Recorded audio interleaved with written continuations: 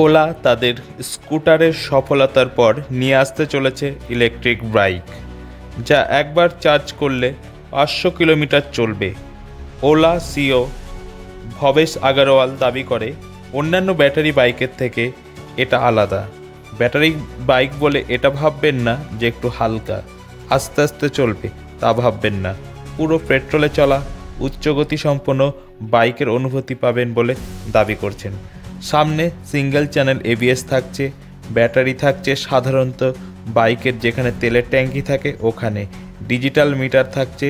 রাস্তায় খুব সুন্দরভাবে চলবে এই বাইকটি। বাইক প্রেমীদের মন মাতাতে বাইকটি বাজারে নিয়ে আসছে ওলা। Business desk, Kolkata. এ বিষয়ে আরও জানতে কলকাতা সমাচার চ্যানেলটি লাইক করুন, সাবস্ক্রাইব করুন ও বেল আইকনটি প্রেস করুন। ধন্যবাদ।